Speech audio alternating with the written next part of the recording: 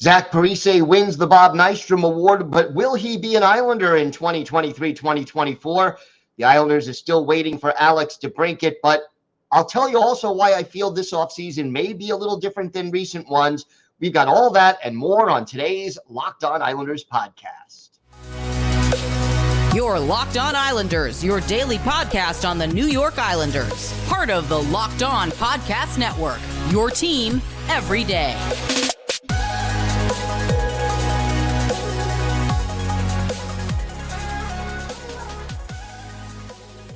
And welcome, everybody, to the Friday edition of the Locked On Islanders podcast, part of the Locked On Podcast Network, your team every day.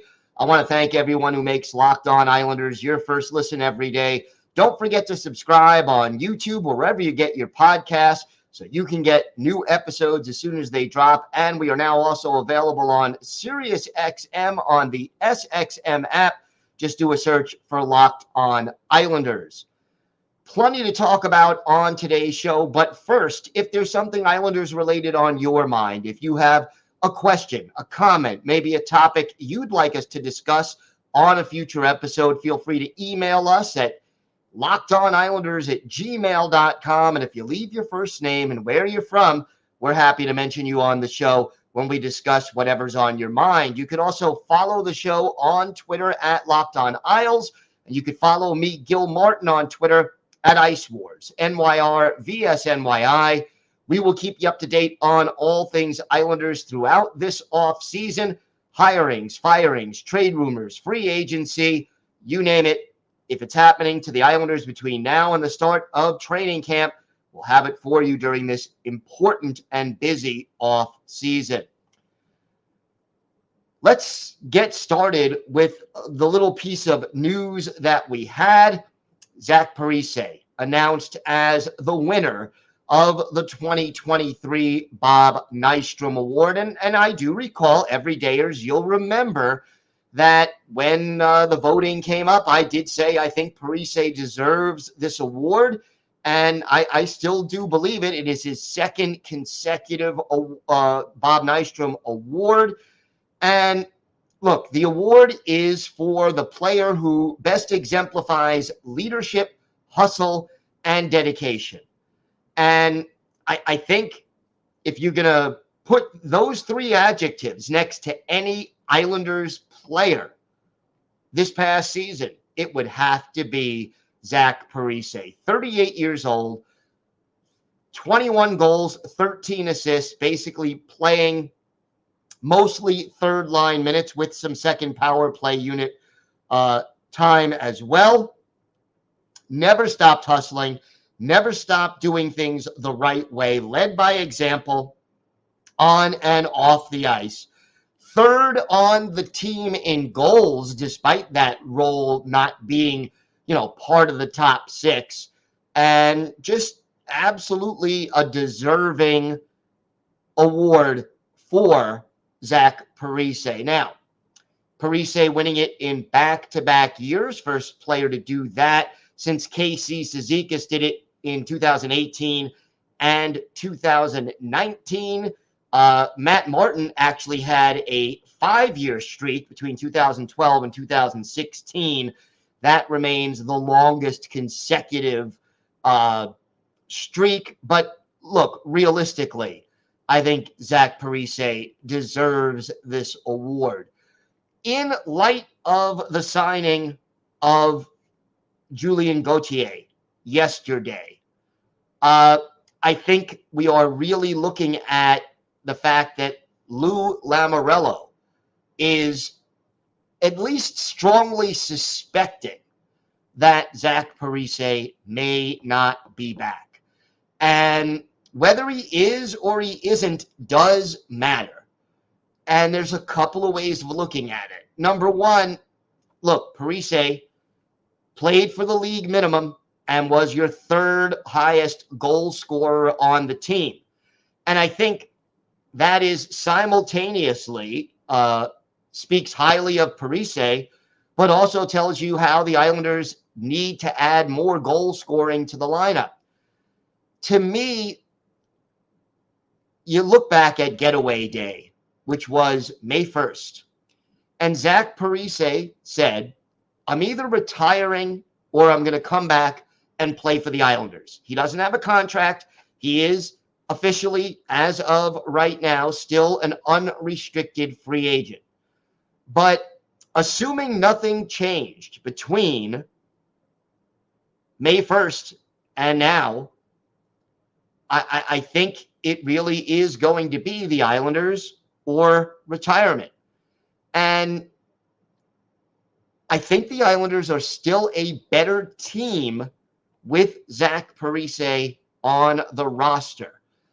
And if I'm Lou Lamoriello and he's willing to come back at or very close to the league minimum, and he can afford to do that because he's still getting paid by the Minnesota Wild from their buyout. In fact, he probably will get money from the Wild for a while as a result of that buyout.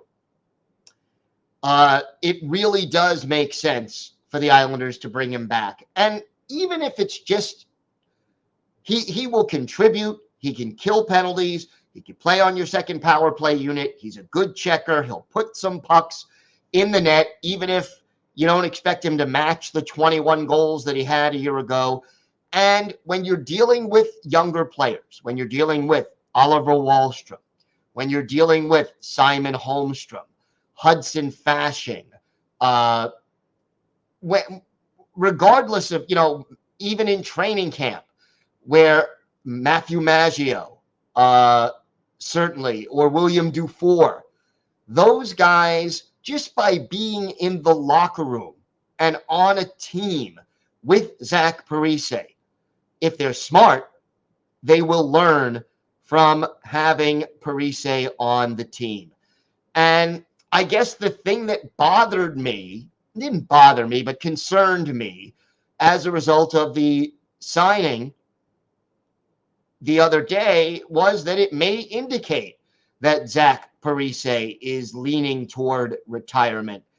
And I just think that Zach Parise gives you everything he has and then some, and is still a valuable contributor to the Islanders team. And this Bob Nystrom Award just reinforces the fact that he is deserving of a roster spot if he wants it. And look, he's never won a Stanley Cup. I understand, wanting to give it one more go, whether he feels like his body is still up for it, whether he feels like the Islanders can win a Stanley Cup. Those are questions that only Zach Parise can answer. But as of right now, congratulations to Zach Parise for winning his second consecutive Bob Nystrom Award. And I am hoping that Zach Parise feels like he's got one more year in him to make that last possible run at a Stanley Cup, and that he does it with the New York Islanders.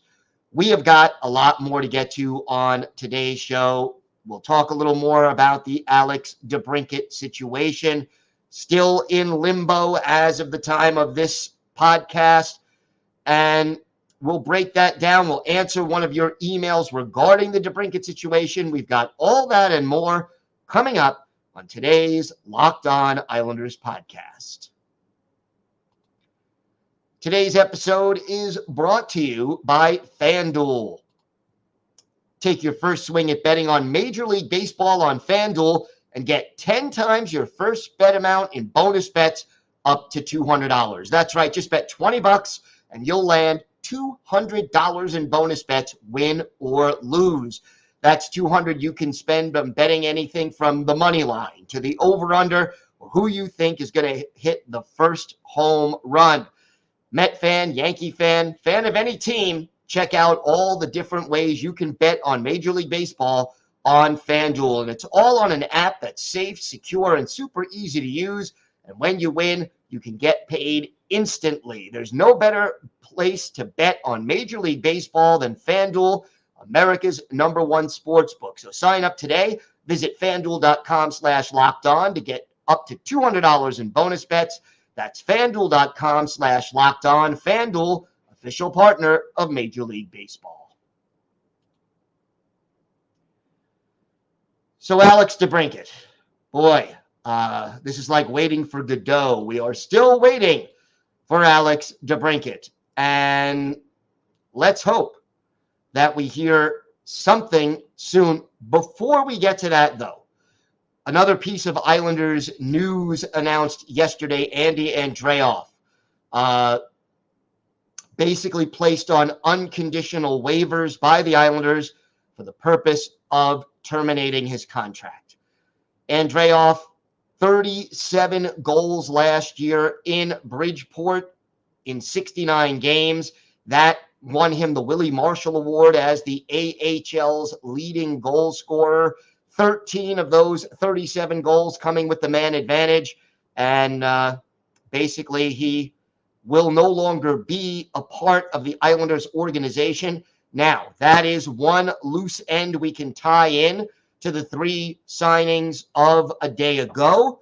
So all of a sudden, you're signing some of these veteran AHL, NHL borderline kind of players. One reason Andy Andreoff heading out. And a typical situation like that for Andreoff is he wants an opportunity where he can play more in the NHL. And, he didn't make the team out of training camp. They called him up for a few games. But, realistically, he wants a shot to play. And he'll be an all-star in the AHL most likely. But, he wants a shot to play more than 3 games in the NHL, which is what he did this year. The year before, 6 games, mostly when COVID hit the Islanders so badly. So Andy Andreoff no longer a part of the Islanders organization, and we certainly wish him all the best as he heads toward whatever's next in his hockey career. Now, getting back to Alex DeBrincat.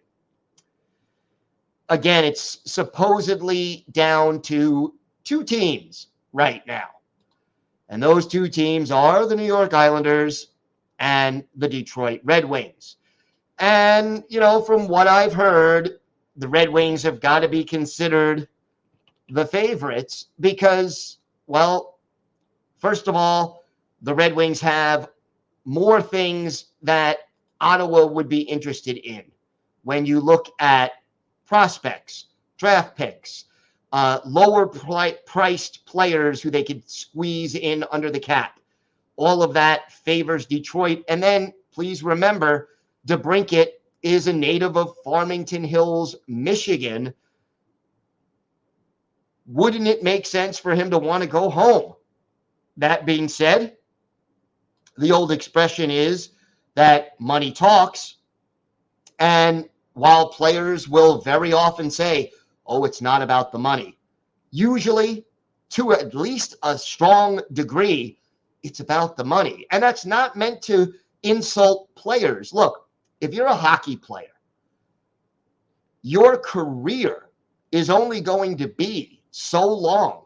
Most of us work from the time we're, out of school, whether that's high school, college, graduate school, whatever. You work from the time you're, let's say, 18, 20, 25, something in that range until you're at least 60, 65, 70, whatever it is. And you have that opportunity to make money. But as a professional hockey player in the NHL, you're lucky if you have until age 35 to make money. It's not a big window. And you can't blame a player for trying to maximize that window. Are DeBrincat and his agent using the Islanders to try to jack up the price that they would get in a potential deal from the Red Wings? Possibly. We don't know that for sure.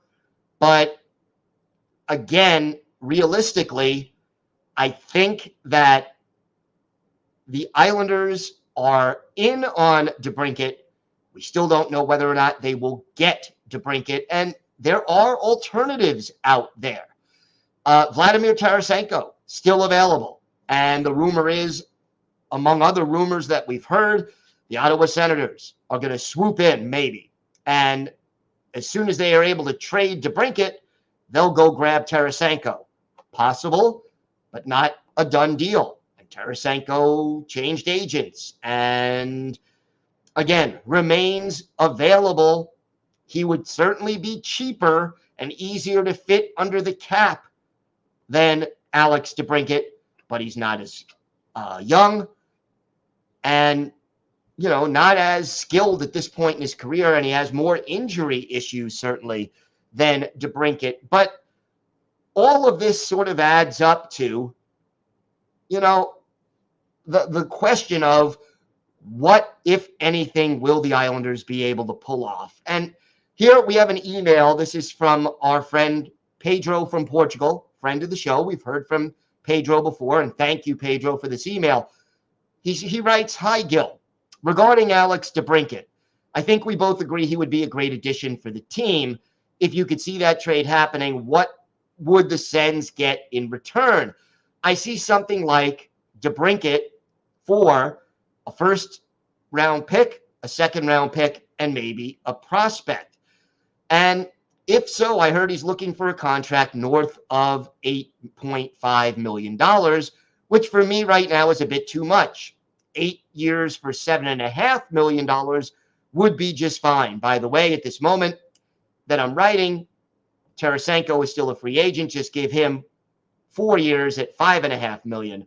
Let's see what Lou is cooking. Always great to hear from you. Take care." Pedro, thank you for the email. The problem with the trade proposal you made is it would put the Islanders very, very far over the salary cap. Now, you're allowed to go 10% over the salary cap in the offseason, but this would put them way over. So it can't just be 2 picks and a prospect or 2 picks and Oliver Wahlstrom.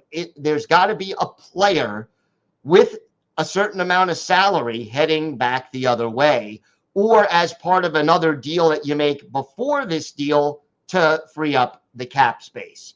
J.G. Pageau is the name that has been bandied about. He has a $5 million cap hit. You'd still need to make a move. So there's that issue. And then with regard to the salary, yeah, I would prefer to give him $7.5 million a year too. But here's the thing. DeBrincat is a restricted free agent. All you'd be getting in a trade from Ottawa are the rights to sign him. And in order to sign him, you've got to reach an agreement. So you can't underpay him. And the one thing you don't want to do, yeah, you could take him to arbitration and you can have him on your team for 1 year, but that's a heck of a lot of assets to give up. Let's say it's Pageau, a first-round pick, and Oliver Wahlstrom. And that, I don't know that to be a fact, but that is something that's been rumored. You give up all that for 1 year of Alex DeBrincat, I don't think that makes a lot of sense. So you can't underpay him. In fact, you may have to overpay him. That's part of the problem with free agents, and Lou Lamoriello will be the first to tell you that. It's too many years. It's too much money for too long a term. That was one of Lou's favorite quotes, and I can't say that I disagree with it, but that's the nature of the beast when it comes to free agency. So it's going to cost you that $8.5 million a year for 8 years if you bring him in. The Islanders already have a lot of commitments. It's a tough deal to pull off, but I still think the Islanders might be able to do it. We have got more to get to on today's show. Pedro, thank you again for your question. And wow, to think that there's a person listening to or watching this show in Portugal, that really is fantastic. We don't know whether this Alex DeBrincat deal will go down. We don't know if anything will go down, but I'll tell you why I feel this offseason is going to be different than recent off seasons. We'll talk about that, plus our Islanders birthday of the day, still to come on today's Locked On Islanders podcast. So we're talking now about the offseason and the Islanders.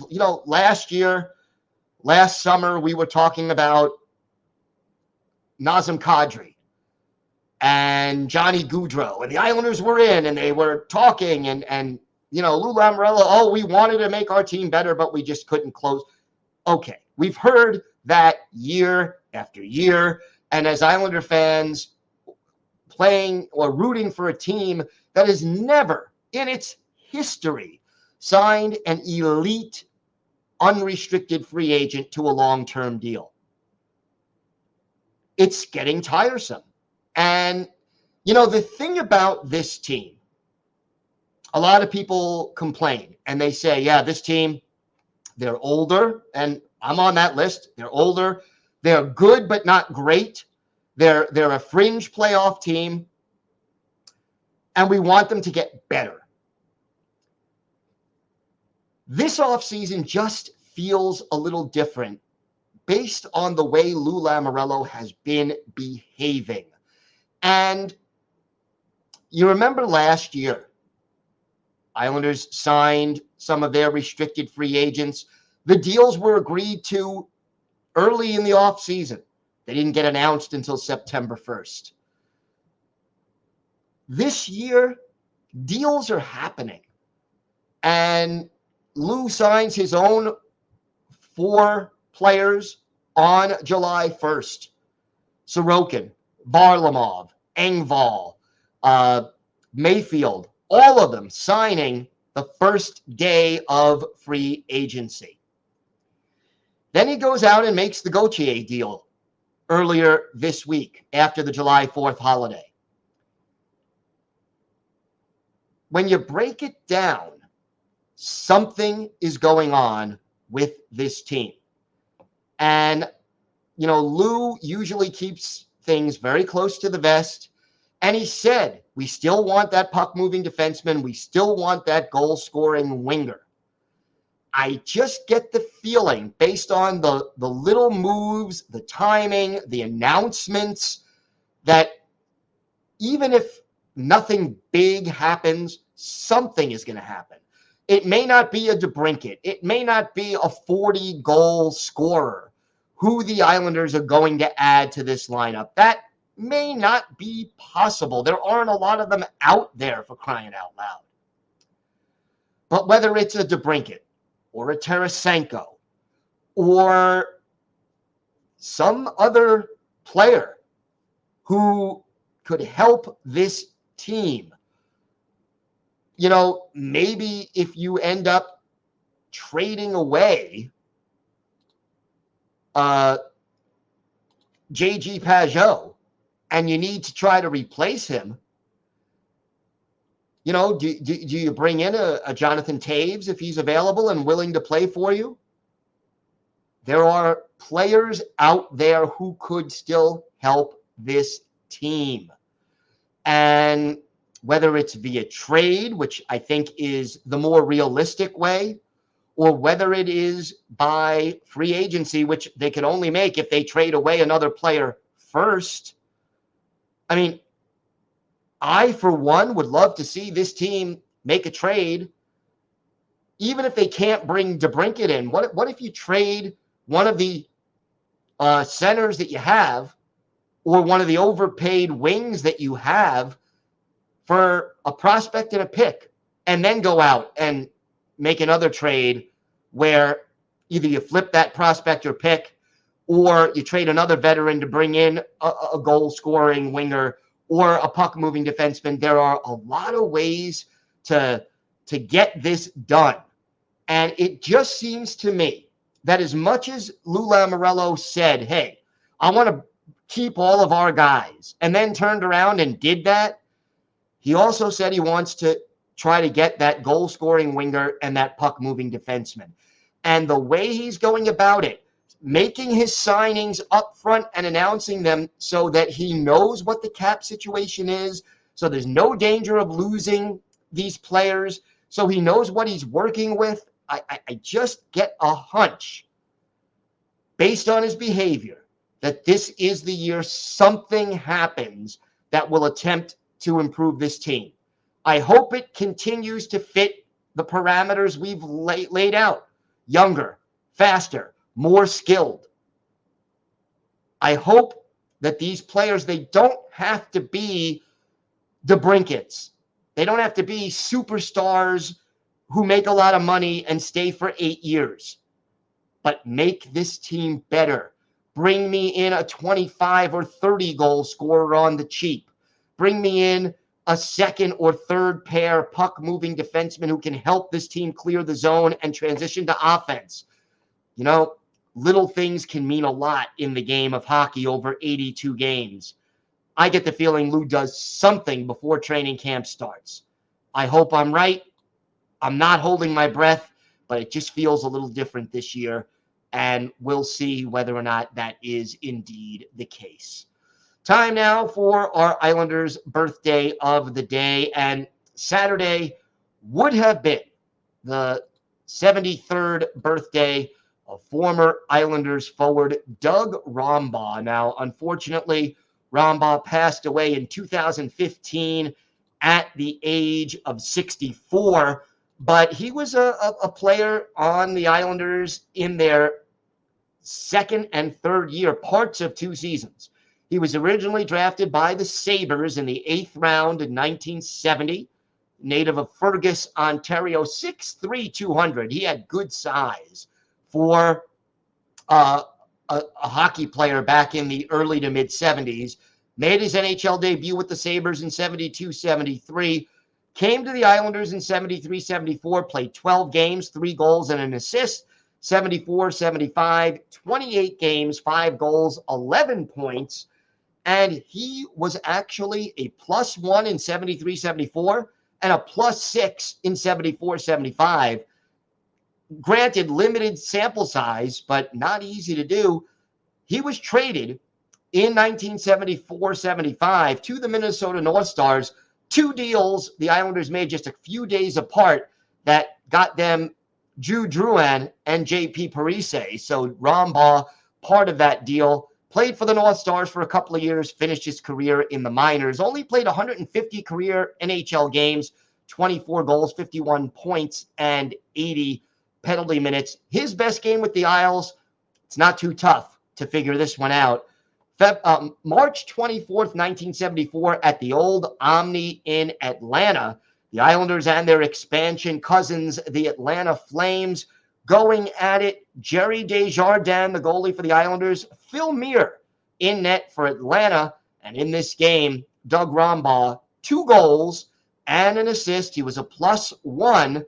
Both of his goals coming on the power play, and he had a team high 5 shots on goal, tying him with Ralph Stewart in that department. And as far as the assist that Rombaugh had, he assisted on a goal by Dennis Potvin that clinched the win. Islanders beating the Flames in Atlanta by a score of 6-4. I want to thank everyone again for making Locked On Islanders your first listen every day. Everydayers, we will be back Monday. We'll do a little quick podcast if there is a DeBrincat signing or trade or some kind of big news over the weekend. But if not, we'll be back Monday for sure to talk about all the latest rumors, signings, trade rumors, whatever's out there. We'll have it for you on Locked On Islanders. Until then, have a great weekend, everybody. Stay safe. And of course, let's go Islanders.